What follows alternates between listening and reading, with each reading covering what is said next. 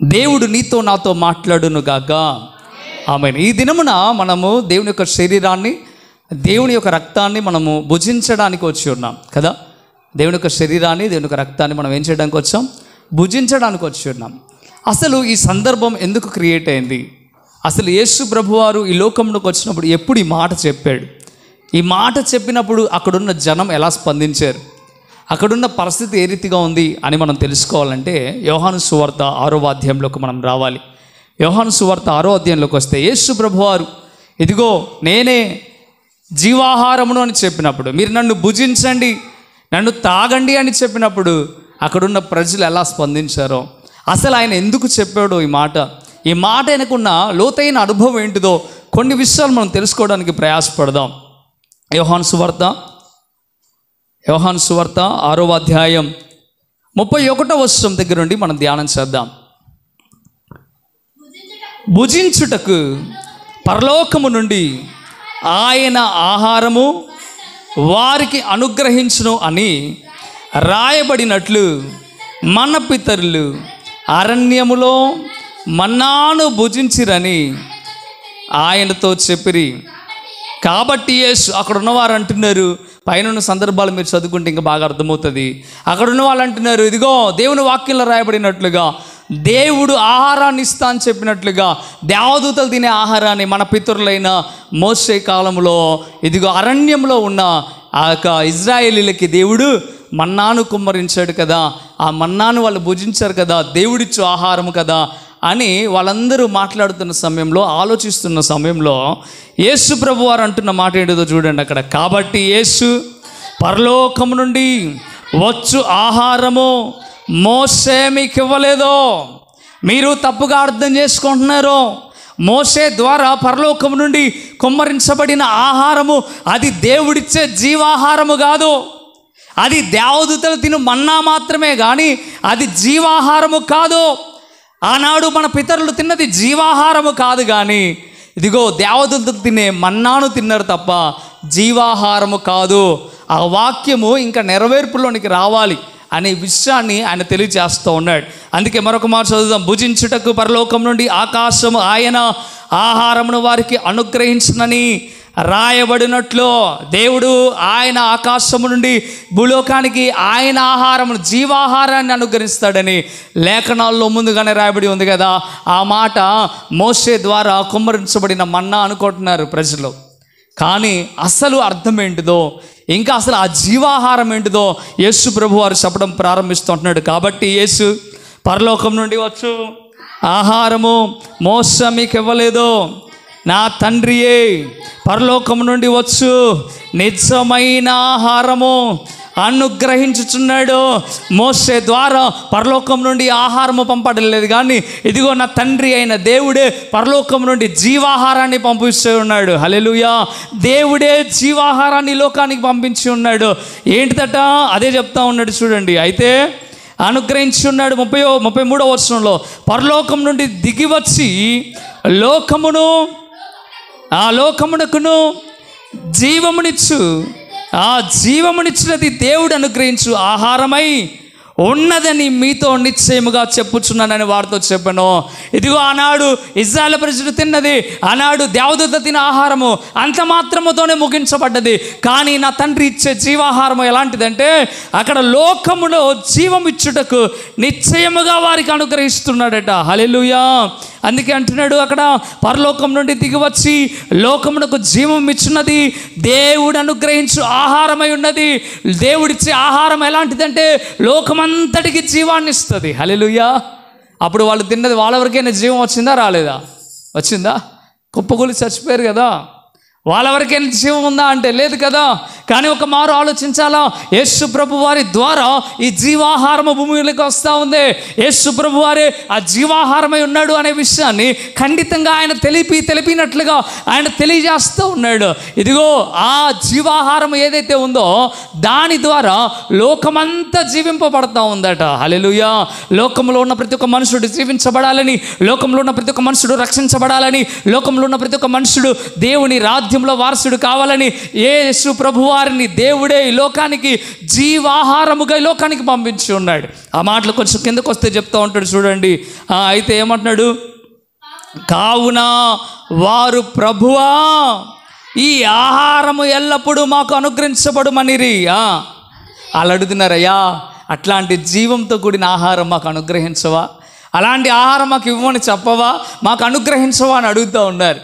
అప్పుడు యేసు ప్రభు వారు అంటున్న మాట, అందుకు యేసు వారితో ఇట్లా అంటున్నాడు, జీవాహారమును నేనే. హల్లెలూయా. ఆనాడు నుండి మీరు ఎదురు చూస్తున్నారే జీవాహారం, ఆ జీవాహారాన్ని నేనే. తండ్రి అయిన దేవుడు వాక్యం ద్వారా ముందుగానే లేఖనాల్లో రాయించి పెట్టారు కదా, ఇదిగో భూలోకములో ఆయన జీవమునివ్వడానికి జీవాహారాన్ని పంపిస్తాడు కదా. ఆహారము ఎవరో కాదు, ఆహారాన్ని నేనే అంటున్నాడు ఆయన. ఈరోజు ప్రభు బలలో చేయవేస్తున్నావు, కానీ ఆ జీవాహారము ఎందుకు వచ్చిందో నువ్వు అర్థం చేసుకోవాలి. జీవాహారము యేసు ప్రభువారే. ఆయన ఏ జీవాహారమై ఉన్నాడు. ఆయన లోకమును జీవింపజేయడానికి వచ్చి ఉన్నాడు. ఆయన లోకములో జీవం ఇవ్వడానికి వచ్చి ఉన్నాడు. ఆ జీవాహారాన్ని నేనే అని చెప్పాడు. అక్కడ ఉన్న శిష్యులు కానీ మిగతా వాళ్ళందరూ అడుగుతున్నారు, అయ్యా ఆ జీవాహారం మాకు ఇస్తావా అని అడుగుతుంటే వాళ్ళకి అర్థం కాలే. ఇంకా ఆ జీవాహారం ఎవరో యేసు ప్రభువారని వాళ్ళకి తెలియట్లే. ఆ మర్మము అర్థం కాకపోయేసరికి యేసు ప్రభువారే అంటున్నాడు, నేనే ఆ జీవాహారాన్ని, నేనే ఆ జీవాహారాన్ని అని చెప్పినప్పుడు ఒక్కొక్కరు ఫీజులు ఎగిరిపోయాయి. చూడండి అక్కడ ఏమేమి మాట్లాడుతున్నారు చూద్దామా. అయితే నా యొద్దకు వచ్చేవారు, నా యొద్దకు వచ్చేవారు ఏ మాత్రమును ఆకలి కొనడు, నా యందు విశ్వాసం ఉంచువాడు ఎప్పుడునూ దప్పిక కొనడు. మీరు నన్ను చూసి యుండియు విశ్వాసంపకై ఉన్నారని మీతో చెప్పి తిని, ఇగో నేనే జీవాహారాన్ని, ఇదిగో నన్ను భుజించువాడు ఎన్నడూను ఆకలి కొనడు, నన్ను త్రాగువాడు, నన్ను పానము చేయవాడు ఎన్నడూ కూడా మరల దప్పిక కొనడు. కానీ మీరు నన్ను చూస్తూనే నా యందు విశ్వాసము ఉంచలేదు. మీరు నన్ను చూస్తూనే మీరు నా యందు విశ్వాసము ఉంచలేదు అని చెప్పడం ప్రారంభిస్తున్నాడు. ఇంకేమంటున్నాడు చూడండి. తండ్రి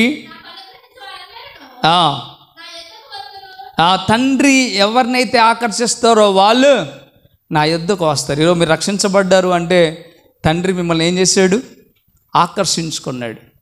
దేవుడే మిమ్మల్ని ఆకర్షించుకున్నాడు. మీరు అనుకుంటున్నారు మేమే దేవుని దగ్గరికి వచ్చామని. మీ అంతటా మీరు వచ్చారా? చెప్పాలా, మీ అంతటా మీరు వచ్చారా? మీ అంతటా మీరు రావాలనుకుంటే ఏది సాధించలేరు. మీ అంతటా మీరు ఏది చేయాలన్నా మీ వల్ల కాదు.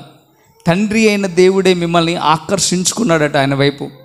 ఆయన తిప్పుకున్నాడట మీ వైపు, దేవుని వైపు ఆయన తిప్పుకున్నాడట మనల్ని. నిజమే కదా. ఈ లోకంలో నీకంటే జ్ఞానవంతులు లేరా, నీకంటే గొప్పవారు లేరా, నీకంటే శ్రేష్ఠులు లేరా, నాకంటే గొప్ప స్థితిలో ఉన్నవారు లేరా? బోల్డ్ మంది. కానీ దేవుడు ఆకర్షించినప్పుడు మనం మాత్రమే ఆకర్షించబడ్డాం. అందుని బట్టి మనం దేవునికి స్తోత్రం చెప్పాలి. నిజంగా ఈ రోజున దేవుడు, తండ్రి అయిన దేవుడు మనల్ని ఆకర్షిస్తే యేసు ప్రభు దగ్గరకు మనం వచ్చాం. అది గుర్తుపెట్టుకోవాలి. గుర్తుపెట్టుకొని ఇంకేమంటున్నాడు చూడండి, అక్కడ ఆకర్షిస్తేనే తప్ప మీరు రాలేదు. నా యొద్దకు వచ్చు వారిని నేను ఎంత మాత్రము బయటికి త్రోసివేయను. నా దగ్గరకు వస్తే నేను ఎంత మాత్రం వారిని ఏం చేయడట, త్రోసివేయడట. యేసు ప్రభు వారు ఎవరినైనా నెట్టివేశాడా? ఎవరినైనా.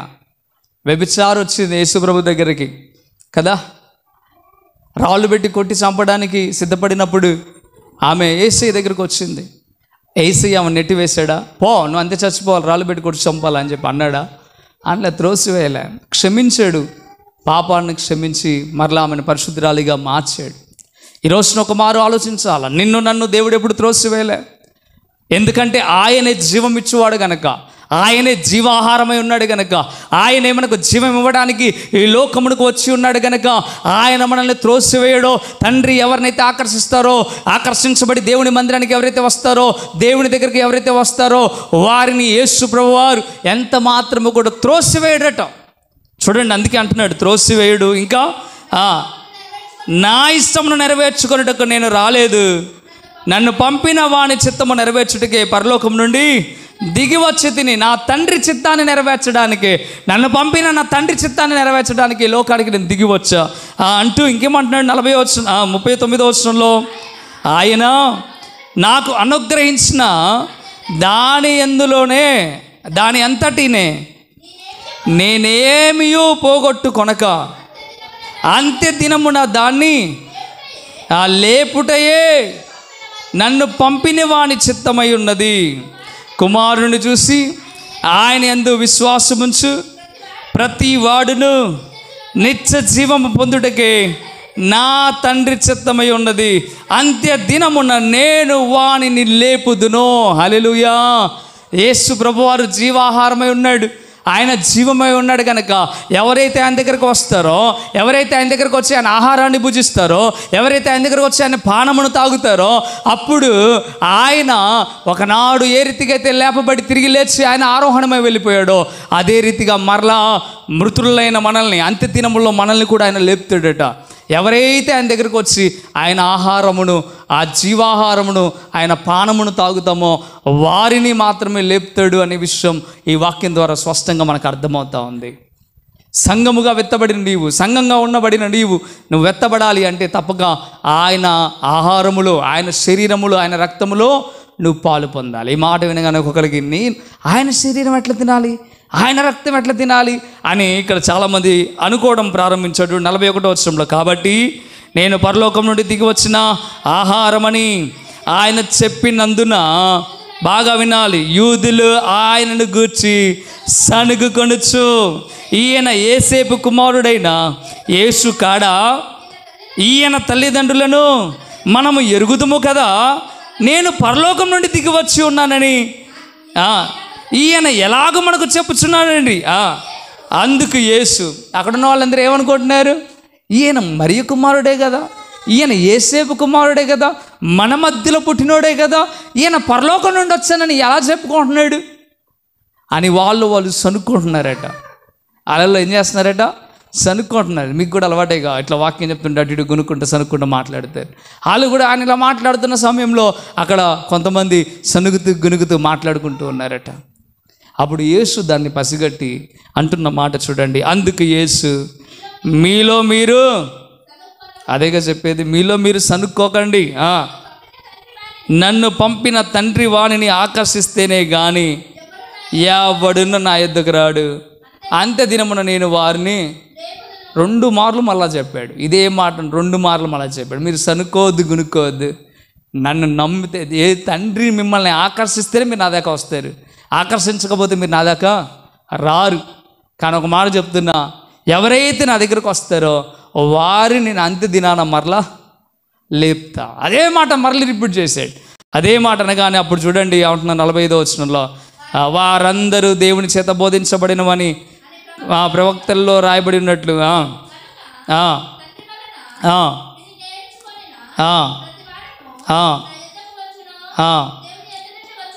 దేవుని యొద్ద నుండి వచ్చేవాడు తప్ప మరి ఎవడును తండ్రిని చూచి ఉండలేదు.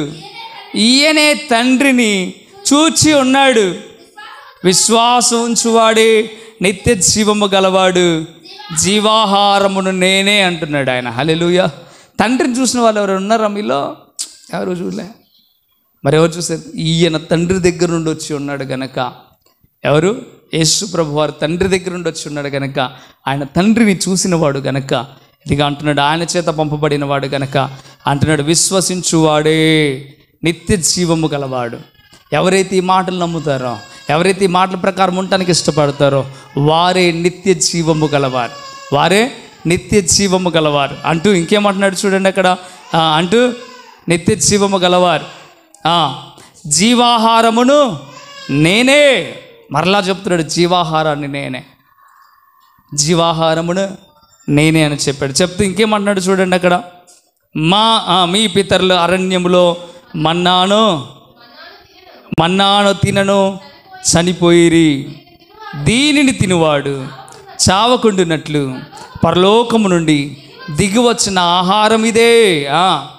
పరలోకము నుండి దిగి వచ్చిన జీవాహారమును నేనే.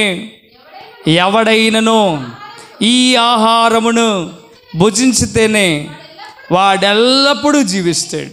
ఎవరైతే ఏసే శరీరాన్ని ఏసే రక్తాన్ని భుజిస్తారో వాళ్ళు ఎల్లప్పుడూ జీవిస్తారు. మనిషికి ఎల్లప్పుడూ జీవించే అవకాశం ఉందా? మానవునికి ఎల్లప్పుడూ జీవించే అవకాశం ఉందా లేదా? లేదంటారా? లేకపోతే ఇక్కడ వాక్యం తప్పన్నట్టేగా.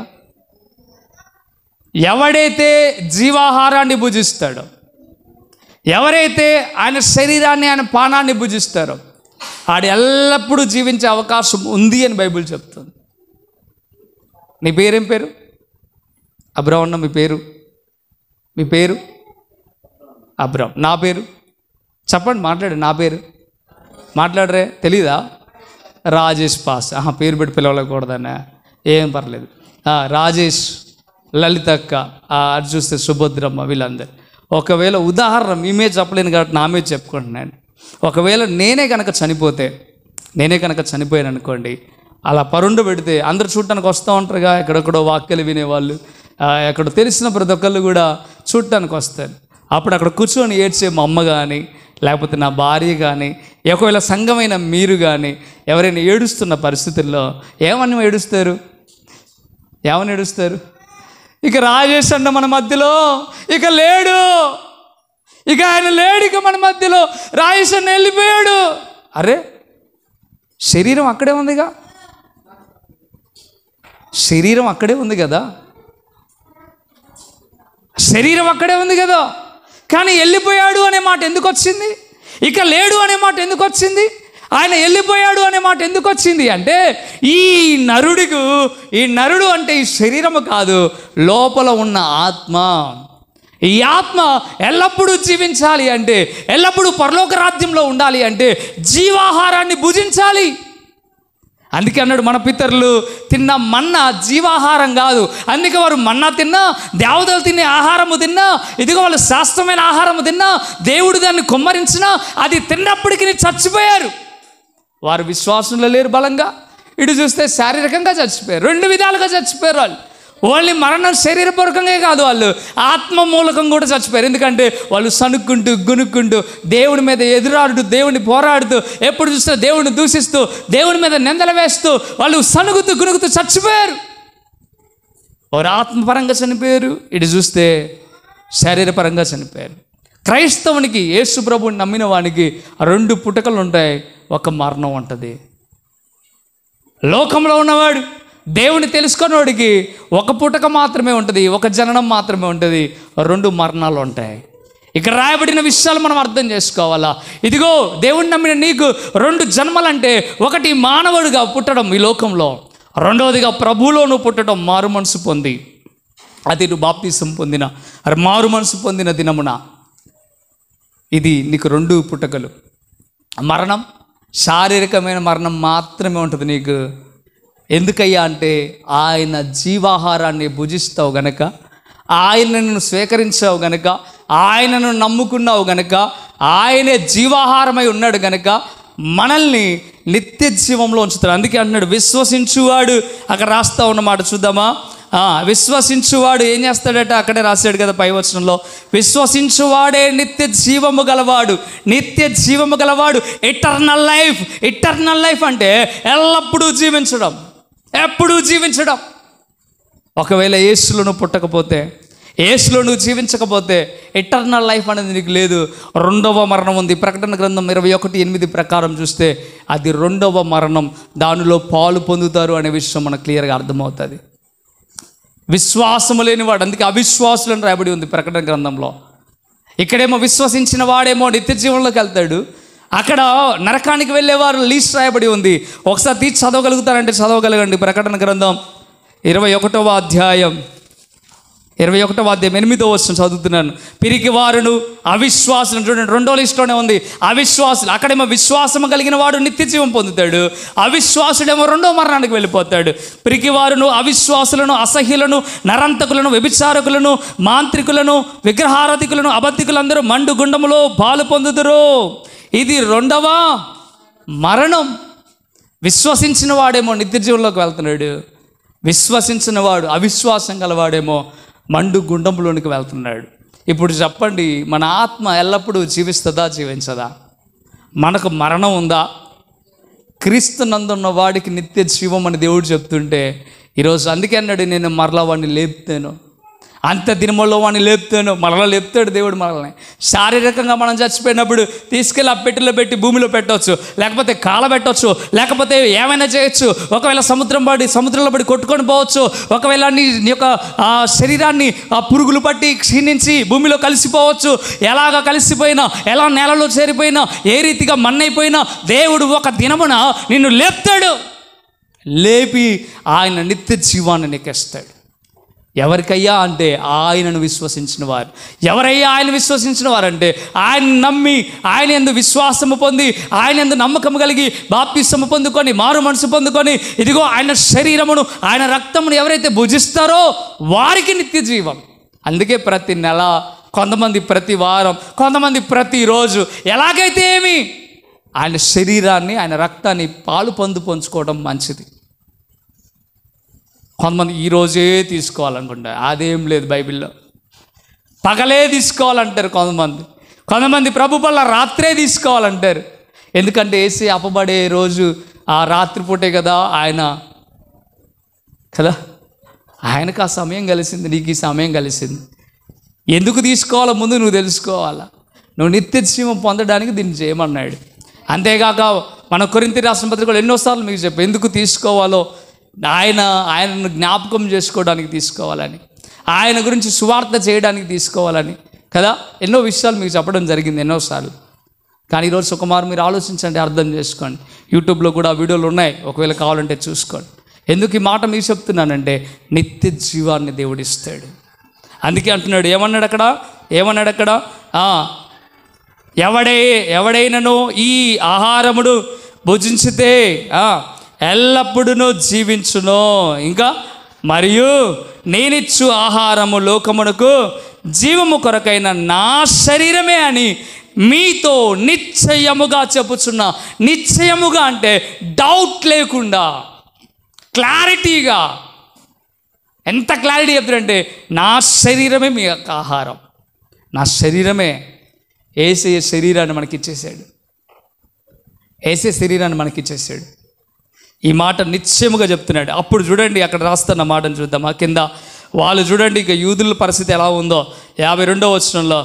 అయితే యూదులు ఈయన తన శరీరము ఎలాగ తిననీయగలడని, అసలు ఆయన శరీరాన్ని మనం ఎట్లా తింటాం రా నాయన అని ఒకరితో ఒకళ్ళు వాదించుకోవడం ప్రారంభించారు. ఆయన చెప్పేదాకా ఆగరుగా, కొంతమంది చెప్పేదాకా ఆగరు. ఆత్రం నీకు స్తోత్రం, నాకు ఆత్రం అన్నట్టు అయిపోతారు కదా, పూర్తిగా తెలుసుకునేదాకా ఉండరు. ఒకసారి గూడు కట్టుకోవడానికట క్లాసులు చెప్పడానికి వచ్చారట. ఏదో ఒట్టిగా పెట్టకత ఇది నాకు తెలిసి. అన్ని పక్షులన్నీ కూడుకున్నాయట. మొదటిగా కర్రపుల్లలు తెచ్చుకొని ఆ కొమ్మల సందులో పెట్టుకోవాలి అని చెప్పగానే సింతేనా అనుకుని కాకి వెళ్ళిపోయిందట. అందుకే కాకి గూడు ఎప్పుడు ఆ పుల్లలతో ఉండిపోద్దట. పిచ్చుకట చివరి వరకు ఉండి ఉన్నదట. దాన్ని పిచ్చుక గూడు ఎప్పుడో మీరు చూసారా? అది అంత చక్కగా ఇలా ఉయ్యాలు ఊగుతున్నట్టుగా, పానుపుతో కూడి తయారు చేయబడినట్లుగా. ఇంకా దానికి మళ్ళీ ఒక త్రోవ ఉండదు, దానికి 2 త్రోవలు ఉంటాయి. ఒకటి మరుగైన త్రోవ, పాము వచ్చినా ఏదొచ్చినా తినకుండా, తన పిల్లల్ని గుడ్లు తినకుండా, తన పిల్లల్ని హాని చేయకుండా. మరొకమైన దొంగ త్రోవ, అక్కడికి వెళ్తే ఏం లేవనుకొని చూసుకొని వెళ్ళిపోతుంది. ఆ గూళ్ళోనే అంత శ్రేష్టంగా తయారు చేసుకుంటుంది. అంటే ఎందుకు ఈ మాట మీకు చెప్తున్నానంటే ఆ ఏట శ్రద్ధగా విన్నాయట. అది ఉదాహరణకు మాత్రమే చెప్తున్నా, మీకు అర్థం కావడానికి. చివరి దాకా ఓపికగా ఉండి, ఎంత ఓపిక ఉండాలంటే ఆ పిచ్చుగూడు కట్టుకోవడానికి. కాకిగూడు ఏదో 4 పుల్లలు తెస్తే సరిపోదు, కానీ పిచ్చుగూడు కట్టుకోవాలంటే ఎన్నిసార్లు తిరగాలి, అది ఎంత ప్రయాసపడాలా. ఆశమాషి విషయం కాదు అది. భర్త భార్య చక్కగా కష్టపడతారు. మన జీవితాలు అలా ఉండవు అనుకోండి. భర్త భార్య కష్టపడి గూడు కట్టుకోరు, చెరుపుకుంటారు. గూడుని ఏం చేస్తారు? కట్టుకోవడం ఉండదు, చెడుపుకోవడమే. అలా ఉండకూడదు. పిచ్చుకలే ఏం చేస్తున్నాయట, చక్కగా గూడు కట్టుకుంటున్నాయి. మళ్ళీ నా సబ్జెక్ట్ అది కాదు, మళ్ళీ అటు వస్తే నేను రాలేను. కానీ ఒక మారు ఆలోచించండి, శ్రద్ధ వహించడం. వీళ్ళు చివరిదాకా ఆయన ఏం చెప్తాడో అడిగి తెలుసుకుంటే బాగుండు. అలా కాకుండా తొందరపడి మాట్లాడడం ప్రారంభిస్తున్నారు. ఆఖరికి చూడండి, అక్కడ యూదులు ఏమనుకున్నారంటే ఈయన ఎలా శరీరాన్ని ఎలా తినేస్తాడు అని వాదించుకోవడం స్టార్ట్ చేశారు. కావున యేసు మరలా ఇట్లా అంటున్నాడు, మీరు మనుష్య కుమారుని శరీరము తిని ఆయన రక్తము తాగితేనే కానీ, మళ్ళా అదే మాట చెప్తున్నాడు. వీళ్ళు ఎంత డౌట్ క్లియర్ చేయడానికి వస్తున్నాడు చూడండి ఆయన. తిని తాగితేనే కానీ మీలో మీరు జీవము గలవారు కారు. మీరు జీవం గలవారుగా ఉండాలంటే ఖండితంగా చెప్తున్నా, నా రక్తాన్ని నా శరీరాన్ని మీరు పూజించాల్సిందే. ఇంకేమంటున్నాడు చూడండి, నా శరీరము తిని నా రక్తము త్రాగువాడే నిత్య జీవము గలవాడు. అంత్య దినమున ఎన్ని మార్లు ఈ మాట కనపడదు ఇక్కడ.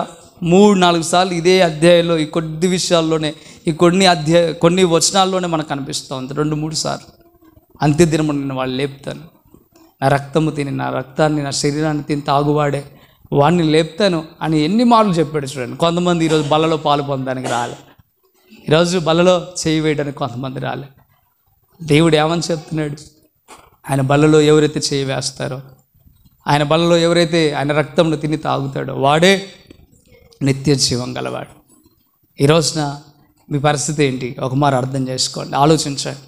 అందుకే అంటున్నాడు, ఇంకేమంటున్నాడు చూడండి, నా శరీరము నిజమైన ఆహారం, నా రక్తము నిజమైన పానమునై ఉన్నది.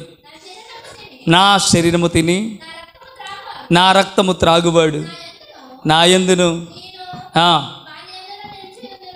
నా యందు వాడును, వాని యందు ఈయన, ఇద్దరు నిలిచి ఉంటారట.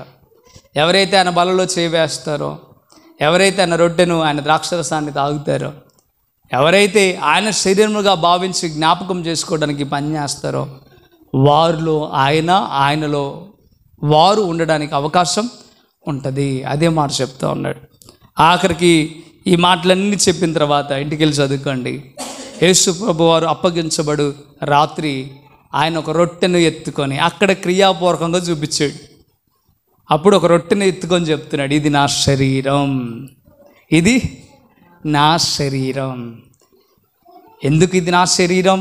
గోధుమ రొట్టెను తీసుకొని చెప్తున్నాడు ఆయన, ఒక రొట్టెని ఇట్లా ఎత్తుకొని, ఇది నా శరీరం. ఒక గోధుమ గింజ ఎలాగైతే దంచబడి, ఎలాగైతే మెత్తనదిగా చేయబడి, ఎలాగైతే పిసుకబడి, ఎలాగైతే కాల్చబడి అది నువ్వు తినడానికి నీ దాకా వస్తుందో, నేను కూడా నా శరీరాన్ని అంతగా నలగొట్టుకున్నా.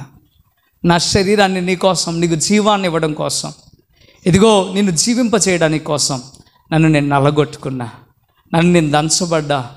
ఎన్నడెండకి కొద్ది ఉబ్బకు మనం ఏం చేస్తున్నాం ఇప్పుడు, సోపాలు పడుతున్నాం కదా రేకుల నుండి వచ్చే అగుడికే. నిజంగా ఎండకున్నామా? ఎండకుంటే ఇంకా తెలిసి వచ్చేది దేవుని బాధ ఏంటో. ముందుము గాక అందామా? ఒక మాట అందామా? అమ్మో ఇప్పటికే అంటుంది అయ్యగారు అంటారా? నడెండకి ఆయన భయంకరమైన ఎండ, కింద నుండి బండల మీద, కొండ మీద ఆయన సిలవేయబడ్డాడు. కాళ్ళకు చెప్పులు లేవు, ముళ్ళు దిగబడుతున్నాయి, శరీరం అంతా చీల్చబడ్డది. 33 కొరడా దెబ్బలు, 32 అలా కొరడా దెబ్బలు కొట్టేసి ఇంకొక దెబ్బ వేస్తే శరీరం ఊడి కింద పడిద్దేమో అంతగా ఆయన నాగడి సాలవలే దున్నబడ్డది ఆయన శరీరం. దంచబడ్డది మొత్తం ఆయన శరీరం అంతా.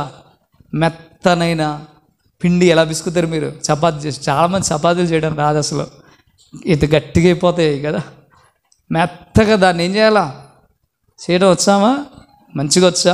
మెత్తగా ఉండాలా, ఎంతసేపు అయినా, ఒక రోజైనా మెత్తగా ఉండాలా, గట్టి పడకూడదు. అంత మంచిగా లోపల పొరలు రావాలా, అప్పుడు నీకు చపాతీ చేయడం వచ్చినట్టు. అటొకటి ఇటొకటి నోరు పెట్టి గుంజితే రాకపోయినా అది చపాతీ కాదు. ఇద్దరు ఆడుకున్నా అది కదలకుండా ఉండే చపాతీ కాదు. నీకు రాదు అది చేయడం.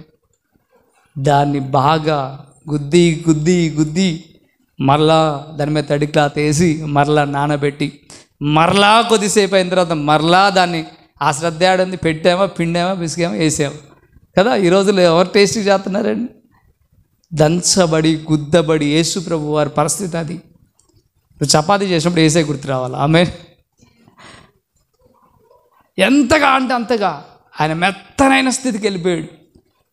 ఇంకొక దెబ్బేస్తే ఎక్కడ ఊడొస్తుందా అన్నట్టే అయిపోయింది ఆయన శరీరం అంతగా. అందుకే ద్రాక్ష రసము గురించి ఆయన ఆఖరి రక్తబొట్టు వరకు కూడా కాచేసాడు. లోపల ఉన్న పిప్పంతా పిండేస్తాడు. ద్రాక్షరసం ఎంతమంది చేయడం వచ్చు? ద్రాక్షరసం జ్యూస్ ఎంతమంది చేయడం? అది మనం ఏయో తాగుతాం కదా, అవి ఎందుకు తాగుతాం? అవి తాగితే రక్తం వస్తుందిగా, రక్తం ఎక్కువైపోద్దిగా కదా. రక్తం లేకపోయినా పర్లేదు కానీ ద్రాక్షరసం మాత్రం తాగరు. ఆ రోజుకో గ్లాస్ ద్రాక్షరసం మేకప్లు వేసుకోవడానికి అయితే పోతాం, బ్యూటీ పార్లర్లకి అయితే పోతాం, ఎక్కడ లేని బాటిల్ అని తెచ్చుకుంటావు. ఎందుకు రోజు ద్రాక్షరసం తాగు ఒక గ్లాసు. ఎంత చక్కగా ఉంటుంది నీ శరీరం, ఎంత మంచిది కదా. అయ్యొద్దు, బీర్లు బార్లు కావాలి కదా. గ్లామర్ వస్తుంది అయ్యగారు, ఆడోళ్ళు లేదు మగోళ్ళు లేరు, అందరూ ఐదాత రోగం వస్తుంది అయ్యగారు అంటున్నాను నేను. జాగ్రత్త, ఖచ్చితంగా పోతావు, పెట్టిలో పెట్టుడే. ఏమవుతుంది? ఖరాబ్ అయితే లోపల ఉన్న శరీరం. మంచిగా ద్రాక్ష మళ్ళీ తెచ్చుకొని ఉడకేసుకొని చక్కగా అందులో కొంచెం బెల్లమో ఏదో ఒకటి వేసుకొని చక్కగా దాన్ని బాగా మెత్తగా, తోలు ఒకటే ఉండాలి, ఏమి ఉండకూడదు అందులో, అంతగా పిసకాల.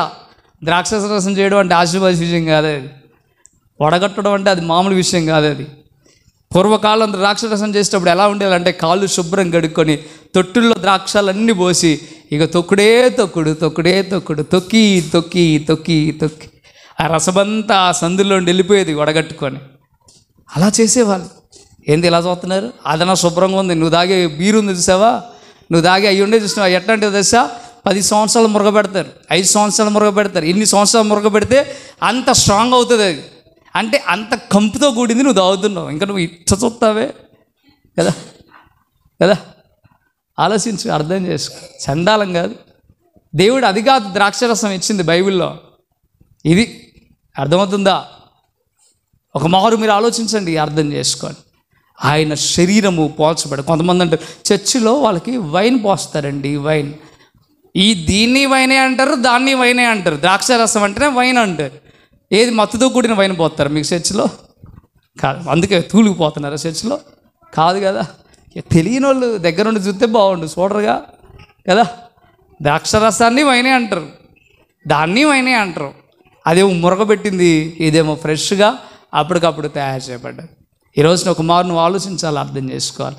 ద్రాక్ష రసము ఏ రీతికి అయితే ద్రాక్షలో ఏమాత్రం లేకుండా పిప్పి మాత్రమే తీసి పారవేసినట్లుగా యేసే శరీరం నుండి రక్తమంతా తీసి ఆఖరికి ఒక్క డ్రాప్ కూడా రాలేదట.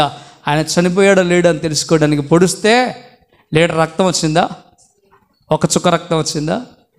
నీరు వచ్చిందట బయటికి, రక్తం ఏమీ లేదు. అంతా మన కొరకు ధార పోసాడు. అందుకే ఆయన ద్రాక్ష రసముతో పోల్చుకున్నాడు, ద్రాక్షవల్లిని. అందుకే అన్నాడు, నేనే నిజమైన ద్రాక్షవల్లిని, నా తండ్రి వ్యవసాయకుడు, నా తండ్రి పంపించాడు మీకోసం. ఎంత లోతైన అర్థాలండి వాక్యాల్లో. అందుకే దేవుడు ఆ రాత్రి ఒక రొట్టెనెత్తుకొని, ఇది నా శరీరం. ఆ తర్వాత ఒక పాత్రనెత్తుకొని, ఇది నా రక్తం, ఇది నా కొత్త నిబంధన, దీనిలోని త్రాగువాడు, దీనిని భుజించేవాడు నిత్యము జీవిస్తాడు. మరలా నేను వచ్చే వరకు దీనిని మీరు కొనసాగించండి. మరలా మీతో కలిసి నేను మరలా పరలోక రాజ్యంలో ఈ యొక్క ద్రాక్ష రసము అలాగే రొట్టెలో పాలు పొందుతానని ఆయన చెప్పాడు. దీన్ని ఆయన చెప్పాడు కనుక మనం కొనసాగిస్తూ వస్తున్నాం. ఈ రోజున ఇలాంటి గొప్ప యోగ్యత దేవుడు నీకు నాకు ఇచ్చాడు. ఆయన జ్ఞాపకం చేసుకోవడానికి, ఆయనను ప్రచురం చేయడానికి. ఆయన జీవాహారం తినడం ద్వారా మనకి ఏం కలిగిద్దయ్యా లాభం అంటే మనము జీవిస్తాం. ఆయన జీవాహారం తినడం ద్వారా మనకు కలిగే లాభం ఏంటి అంటే ఆయనలో మనలో ఆయన నివసిస్తాడు. అందుకే మనం ఆయన రక్తాన్ని, ఆయన శరీరాన్ని మనం భుజించవలసిన వారమే ఉన్నాం. దేవుడి మాటలు మీ జీవితంలో నెరవేర్పు కలుగు చేయునుగాక. ఆమేన్.